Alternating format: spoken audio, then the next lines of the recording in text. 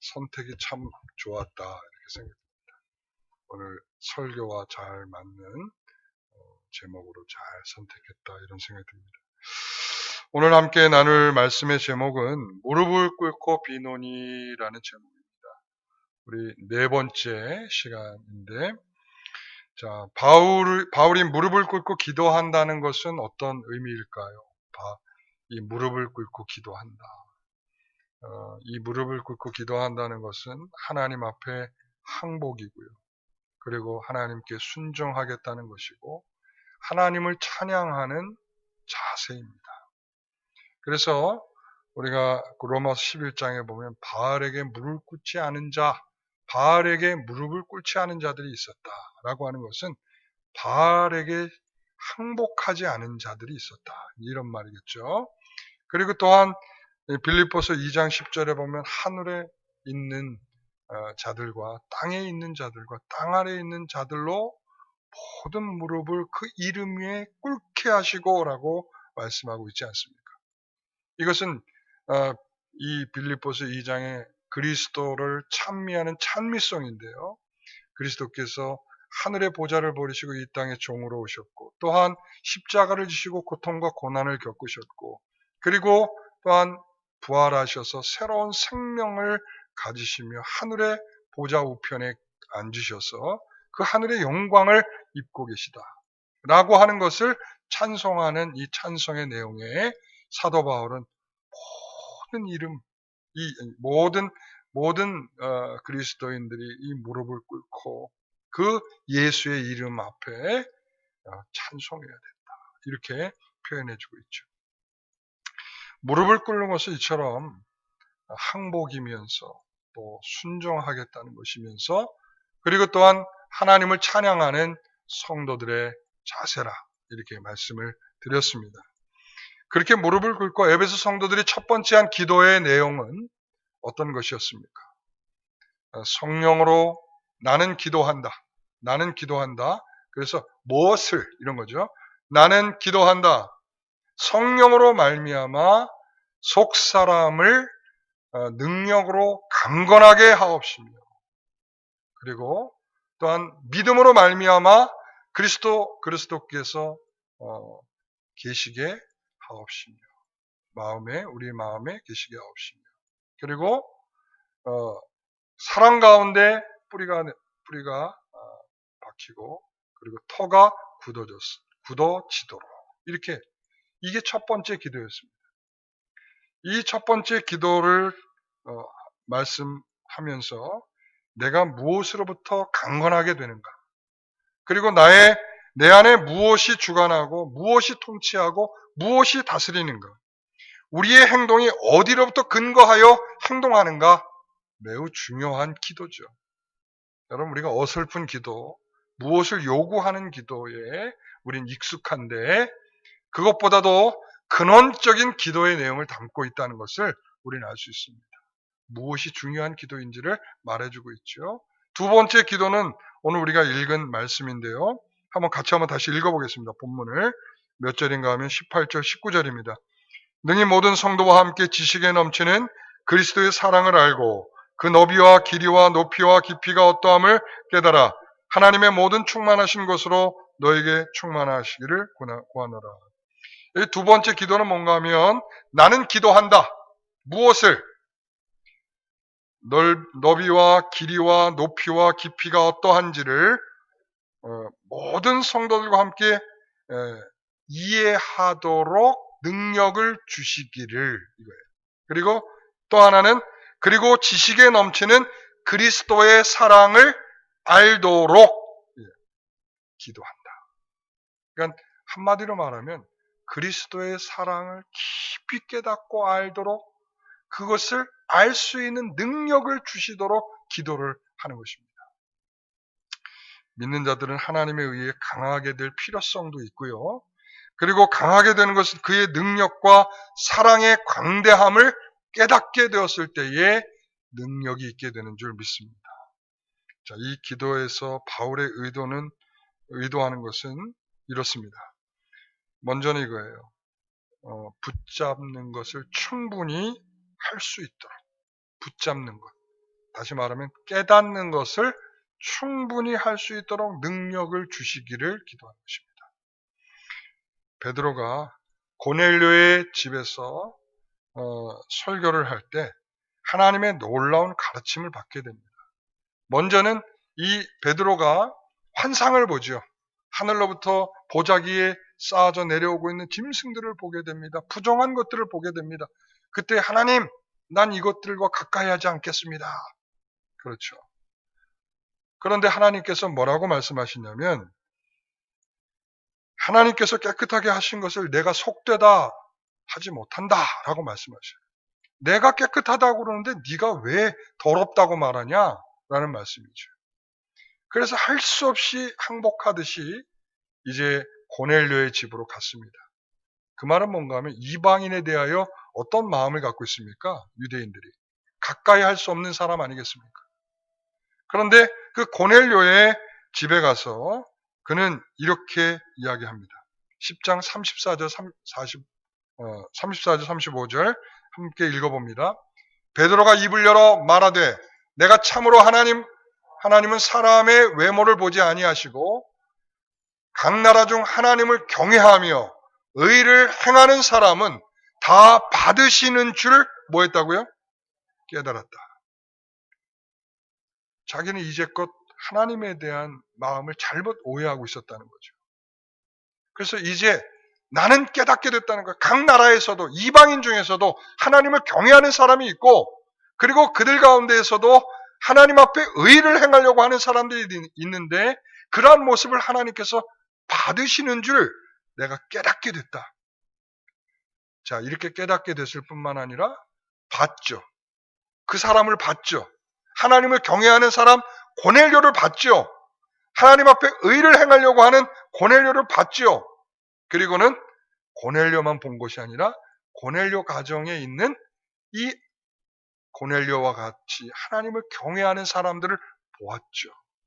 하나님은 이렇게 입체적으로 알고 깨닫도록 하십니다.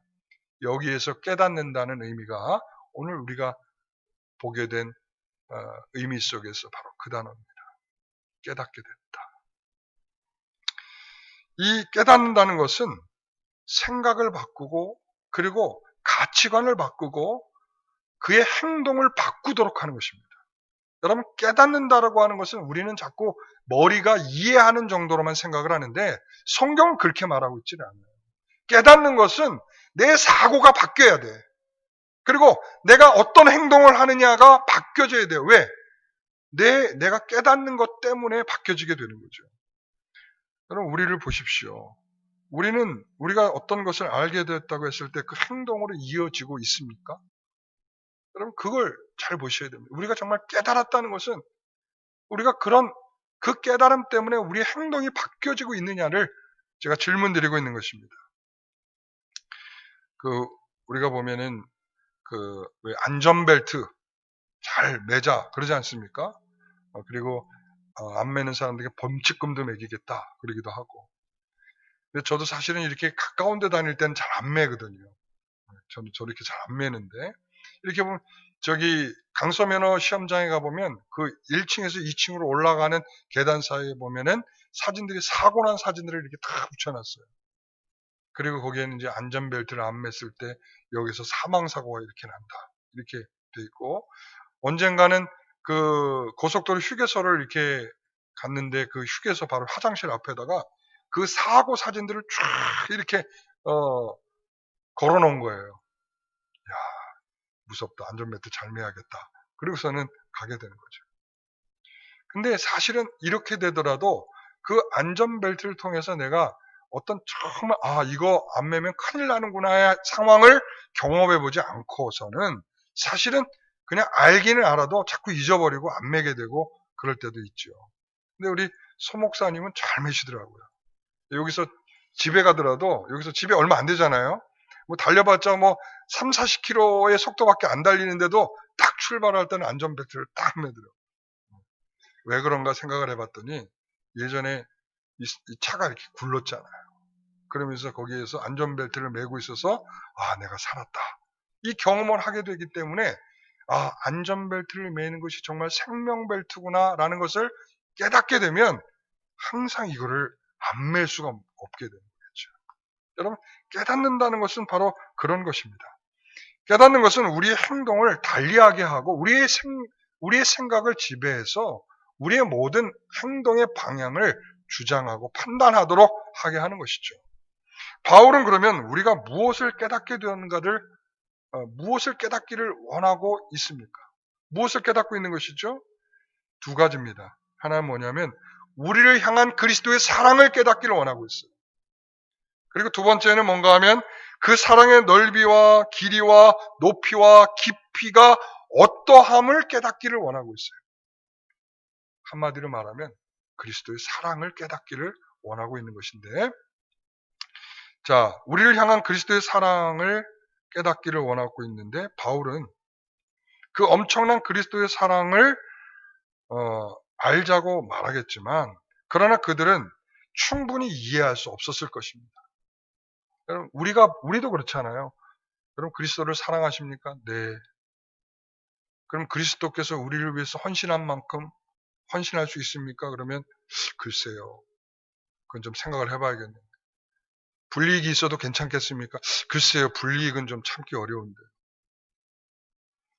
그거 왜 그렇습니까? 에베소서 1장 4절에 보면 창세전에 그리스도 안에서 우리를 택하사 우리로 사랑 안에서 그 앞에 거룩하고 흠이 없게 하시려고 창세전부터 우리를 보지도 않고 우리를 택하신 이유는 뭡니까? 우리에 대한 사랑이시죠. 2장 4절에 보면 이렇게 말하죠.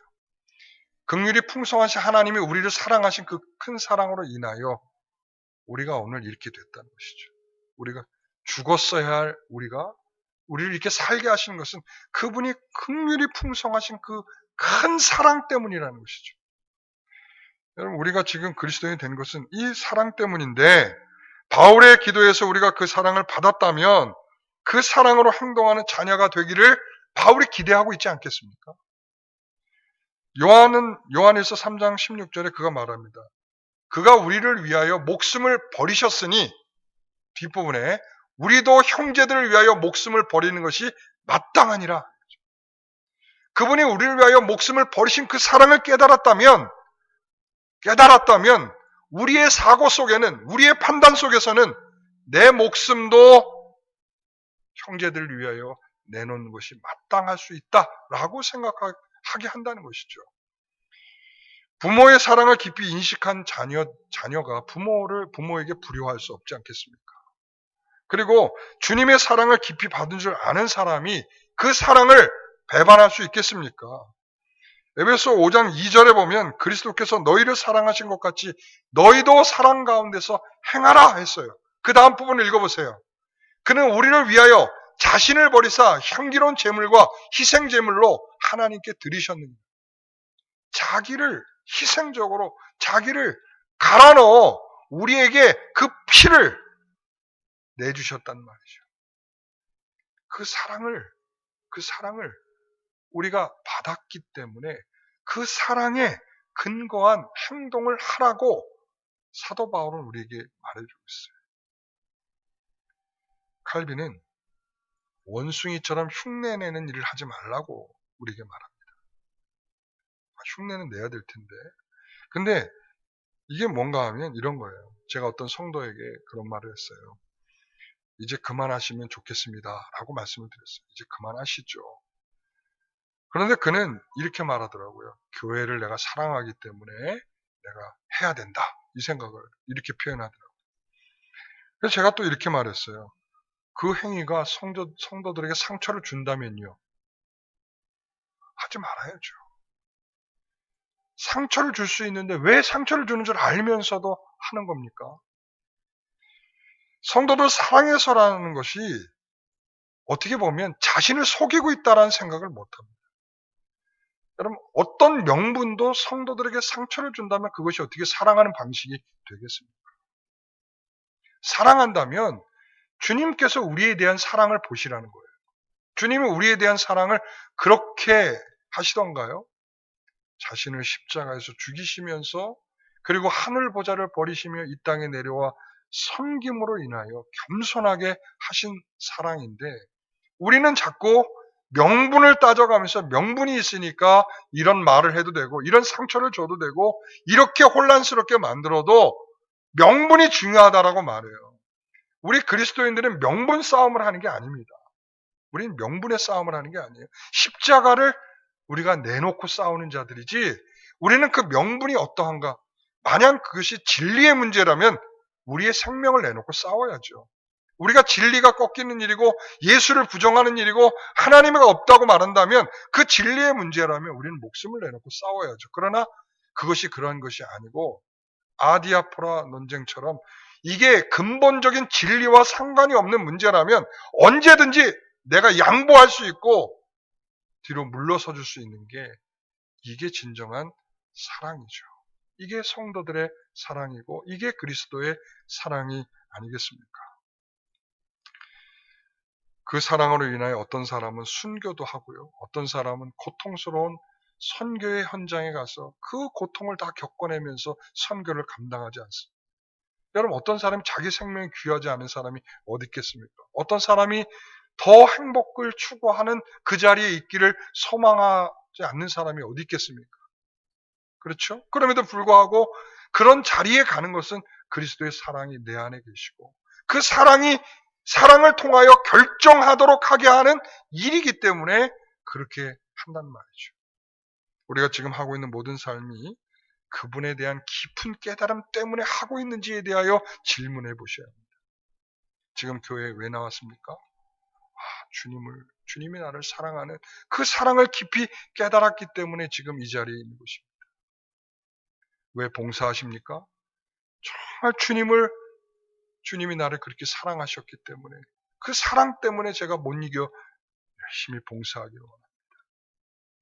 여러분 어떤 이유 때문입니까? 그 사랑은 우리에 대하여 변하지 않습니다. 우리는 상황에 따라 자꾸 변화가는 게 우리의 모습이죠. 그렇지 않습니까? 결혼을 해서도 우리가 그 사랑을 계속 유지하는 사람들이 어디 있겠습니까? 물론 이제 모양은 좀 바뀌는 거죠. 더 이제 우리가 연애할 때처럼 그렇게 뜨겁게 사랑할 수 있겠습니까? 그러나 우리가 자녀도 낳고 그리고 우리가 일상의 생활을 하면서 우리가 서로 지켜주고 또 서로를 위해주고 하는 것도 사랑의 또 다른 방식이 아니겠습니까?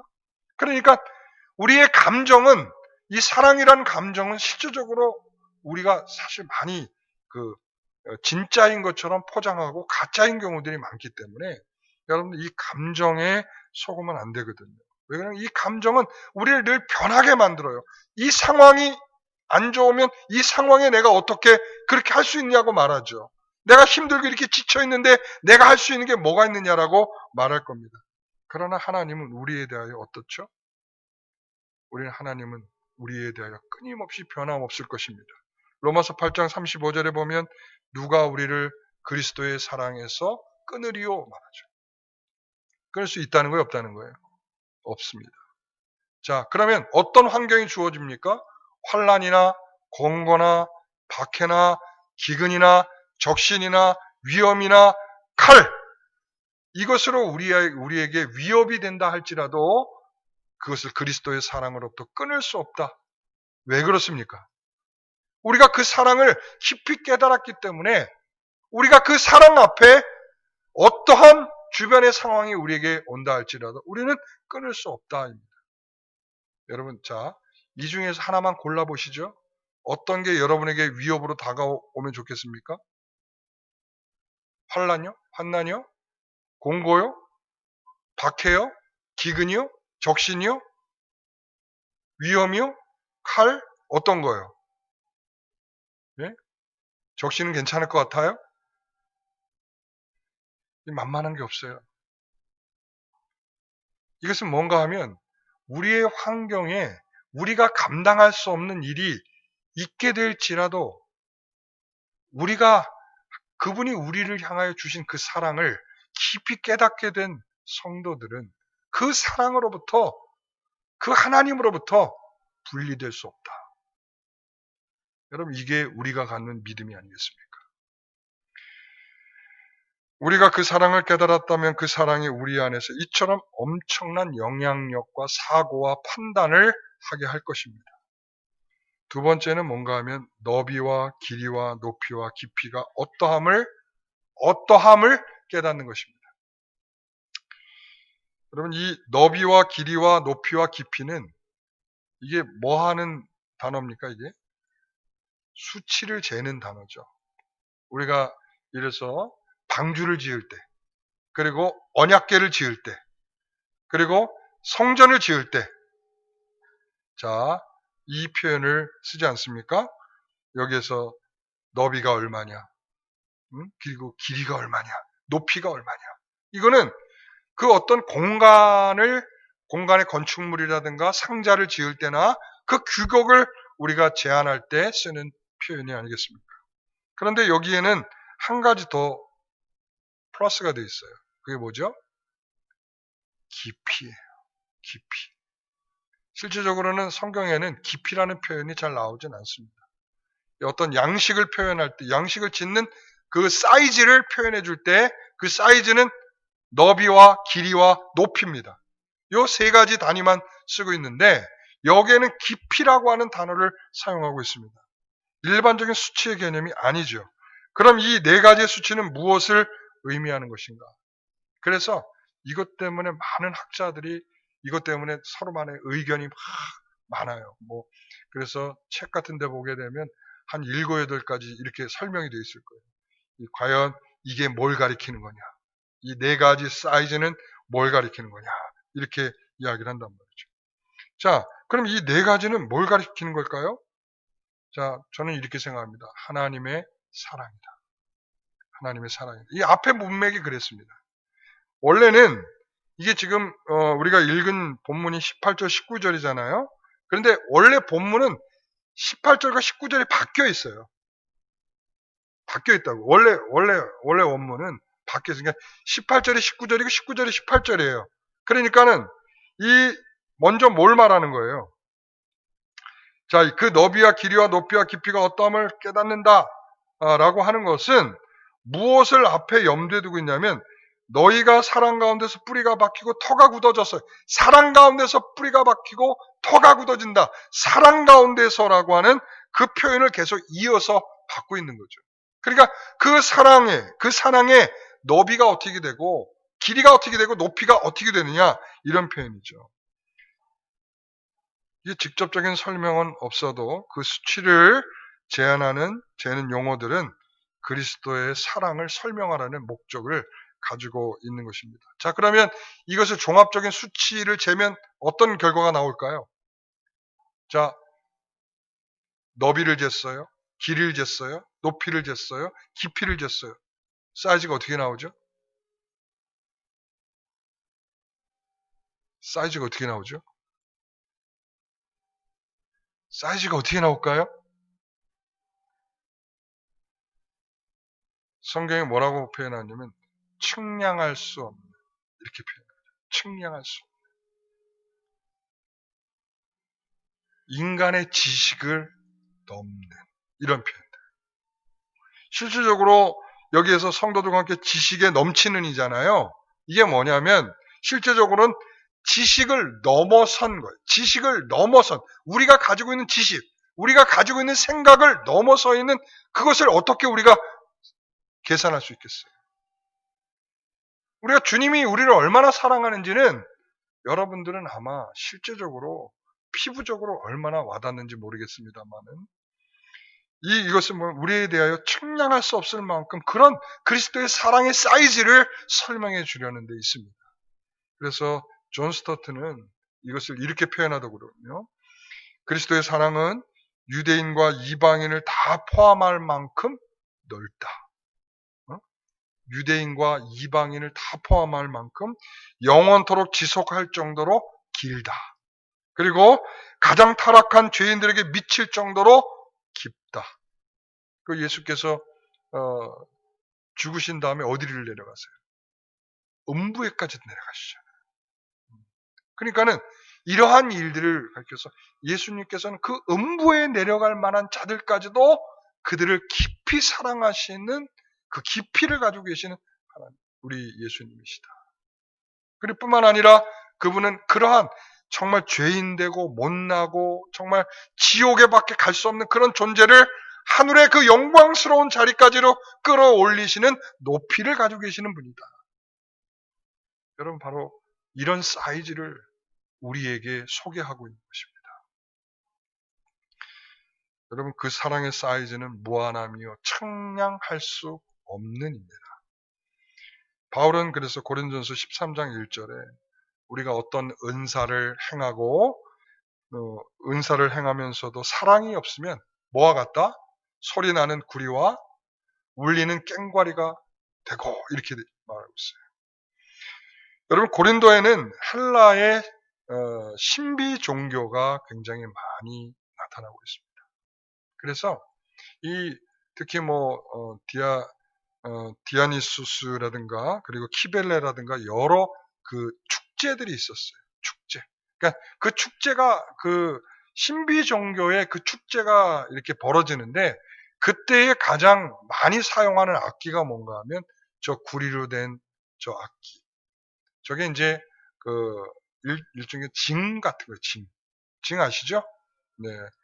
그 사물놀이에서도 들어가잖아요. 사물놀이에 들어가고 구판에서도 꼭 들어가는 악기죠. 여러분, 그게 왜 다 공통적으로 다 들어가는지를 이해해 보셔야 돼요. 이 헬라의 종교, 신비 종교에서도 들어가고, 그 무당이 구슬할 때도 들어가고, 그리고 또한 이 사물놀이에서도 들어가고. 여러분, 이 사물놀이도 그냥 우리 어떤 그냥 행위를 하는 것이 아니라 그것도 종교적인 행위거든요. 그러니까 이런 이방의 종교적인 행위에서 사람들의 감정들을 끌어올리는데 사용하는 이 두 가지의 악기와 같다라고 표현하는 것은 뭔가 하면, 너희들이 아무리 대단한 은사, 병을 고치고 엄청난 은사를 행할다 할지라도 이 사랑이 없다면 너는 이방 종교의 행위를 하는 것과 동일하다라고 말하는 것입니다. 여러분, 무서운 일이죠. 2절 보십시오. 같이 읽어봅니다. 내가 예언하는 능력이 있어 모든 비밀과 모든 지식을 알고 또 산을 옮길 만한 모든 믿음이 있을지라도 사랑이 없으면 내가 아무것도 아닙니다. 여러분, 우리가 행할 수 있는 엄청난 종목들이 다 들어있어요. 예언하는 능력이 있고, 그리고 모든 비밀과 모든 지식을 알고 산을 옮길 만한 엄청난 능력을 가지고 있는 믿음이 있을지라도 뭐가 없으면, 사랑이 없으면 꽝이다, 이렇게 말하고 있어요. 여기서 영어로는 뭐라? nothing이다. nothing. 아무것도 없다. 그러니까 이 모든 행위가 중요한 것이 아니라 이 행위가 그래도 이런 행동을 한다면 그래도 뭐가 있지 않겠습니까? 우리 주님께서도 말씀하시잖아요. 네가 선지자 노릇을 했다고 해서 안다가 아니라 내가 너를 도무지 모른다, 이렇게 표현하시잖아요. 그럼 중요한 것은 그거예요. 이런 능력을 행하는데 뭐가 없으면? 사랑이 없으면. 다시 말하면 저 능력, 예언의 말씀을 깨닫게 되고 비밀을 깨닫게 되고 그리고 모든 지식을 깨닫게 되고 그 믿음을 깨닫게 되었을 때 우리가 그 사랑이 없다는 걸 상상할 수 있겠습니까? 예수 그리스도를 우리가 믿는 우리 성도들이 그 예수 그리스도에 합당한 사랑이 없다는 걸 상상할 수 있습니까? 세상은 그래서 우리를 비난하고 있잖아요. 너희들이 다른 게 뭐냐? 예수를 믿으면서 다른 게 뭐냐?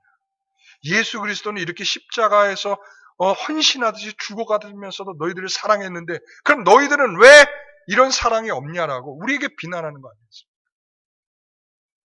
그러니까 우리는 말합니다. 우리가 예언할 줄도 안다고 말해요. 우리가 믿음이 있다라고 말해요. 모든 비밀과 지식을 가지고 있다고 말합니다. 그런데 사랑이 빠진다는 것은 상상할 수 없는 거죠.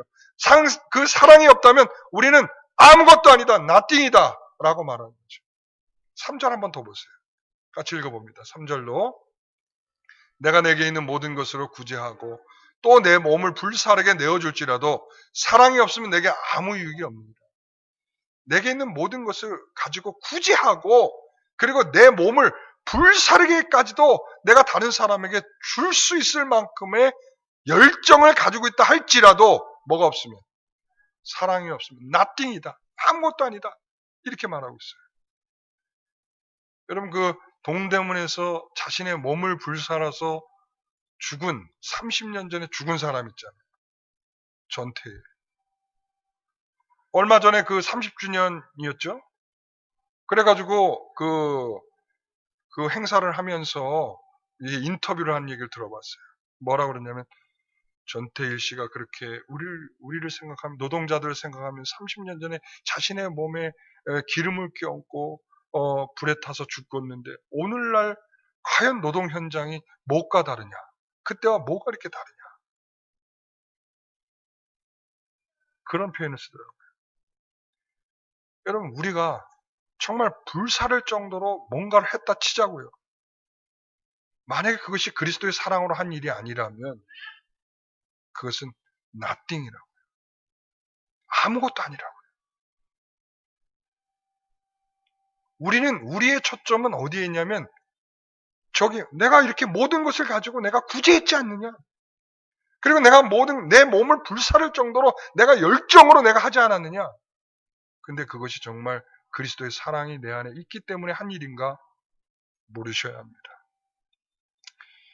행위의 문제가 아니라 근원의 문제라는 것을 아셔야 합니다. 내 안에 그리스도의 마음이 있습니까?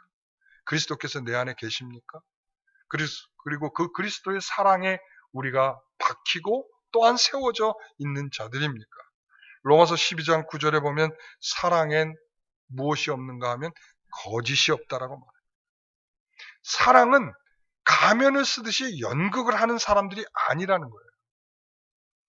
속으로는 아닌데 겉으로는 아닌 척하고 행동을 하는 것이 사랑이 아니고 그 내용과 마음과 행동이 일치하는 바가 있어야 되는 것이죠. 여러분 그래서 거짓이 없는 그 사랑이 우리의 사랑이어야 할 줄 압니다. 예수님께서 우리에 대해 거짓입니까? 예수님 우리에 대해 희생이 거짓입니까? 근데 왜 우리의 사랑은 뭔가 이렇게 좀 어긋나 있을까요? 보십시오. 저는 우리가 사랑을 깨달았다는 것을 아까 제가 얘기한 감정이 아니라고 했어요. 나 사랑합니다. 나 이렇게 내 마음이 뜨거워지는 걸 좀 보십시오. 난 그렇게 느끼고 있습니다. 여러분 그게 사랑이 아니라는 거예요. 물론 그 감정도 있어야 되겠습니다만. 중요한 건 뭐냐면 그리스도의 받은 사랑을 근거로 해서 서로 사랑하는 것이 돼야 되는데 그 사랑은 선택이라는 것에서 분명히 나타나게 돼 있어요. 뭘 통해서요? 선택이요. 선택. 내가 그것을 왜 선택하고 있느냐라는 거죠. 선택한 이유. 아브라함이 가나안을 떠나지 않고 롯이 떠날 때에 롯은 그 소돔과 고모라를 바라보며 하나님의 동산과 같다라고 떠나잖아요. 너무 보기 좋으니까 너무 이렇게 행복해 보이고 너무 좋은 것들이 많이 있어 보이니까 나 그쪽으로 가겠습니다라고 말하잖아요. 그러나 아브라함도 그 눈 없겠습니까? 보이지 않겠습니까? 좋은 거 모르겠습니까? 그런데 아브라함 뭐라고 합니까? 나는 여기 있겠다라는 거죠. 왜 그런 선택을 하죠? 하나님의 약속 때문에 그것을 생각을 하고 결정을 하는 것이죠. 그런 선택이죠. 존 스토트가 이런 말을 해요. 예수님께 두 명이 찾아왔습니다. 야고보와 요한입니다. 그리고는 주의 나라가 임할 때에 저는 오른쪽, 저는 왼쪽에 앉혀주십시오. 라고 말합니다. 이 이야기를 가지고 존 스토트가 이런 말을 해요. 여기에서는 첫째는 이기적인 야심과 희생 사이의 선택이 있다. 그러니까 자기의 야심참으로 지금 예수님을 찾아온 거거든요. 나 왼쪽, 오른쪽. 이게 뭔가 하면 여기에는 희생하겠다는 게 아니라 주님이 한 자리 하실 때에 나도 한 자리 달라는 그런 마음으로 찾아온 거죠. 둘째는 권세와 섬김 사이의 선택이 있는데 나는 그 왼쪽, 오른쪽 앉겠다라고 하는 건 뭐예요? 섬김을 받겠다는 거죠. 권세를 갖겠다는 거죠. 권세를 달라는 거죠. 그러나 주님은 섬기라는 거죠. 또한 셋째는 뭐냐면 안락과 고난 사이의 선택이다라고 말해요.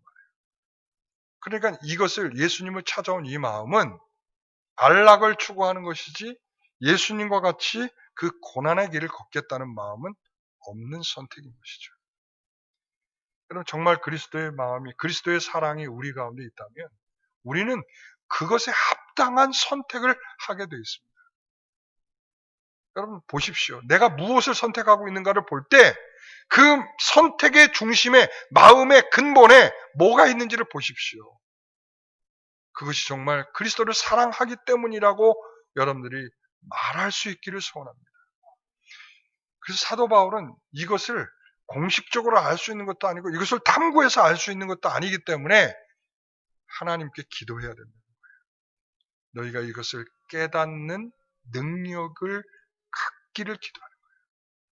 사랑하는 성도 여러분, 지금 안 깨달아지시면 하나님 깨닫게 해달라고 기도하셔야 합니다. 하나님 제가 깨닫게 하옵소서. 이 깨닫는다는 단어가 붙잡는 단어와도 동일한 단어예요. 그러니까 이 카타람바노라고 하는 단어인데 이거는 붙잡는다라는 의미도 있고 그리고 또한 깨닫는다라는 의미도 있어요. 그러니까 이게 뭐냐면 하나님께서 그것을 깨닫게 하시면 동시에 그것을 붙잡으려는 성질이 생기는 거예요. 이 깨닫는 것은 단순히 머리에 대한 작용과 지식의 작용이 아니라 그것을 통하여 우리의 삶에 녹여내어 어떤 선택이나 어떠한 결정이나 어떤 행동을 하는 데에 근본적인 이유가 되는 것이죠. 오늘 우리는 바로 그런 성도들이 되기를 기도해야 할 것입니다. 사랑하는 성도 여러분, 서로 위하여 그렇게 기도합시다. 그 그리스도의 사랑을 깨달을 능력을 주시기를 기도합시다. 그리고 그 사랑의 너비와 길이와 높이와 깊이가 어떠함을 깨닫기를 우리가 기도합시다. 그 사랑에 근거한 저와 여러분들의 삶이 되기를 간절히 소망합니다. 기도하겠습니다. 우리가 당연한 것의 선택이 아니라 주님을 사랑하는 자로서의 책임 있는 선택, 이유 있는 선택을 하게 하옵소서.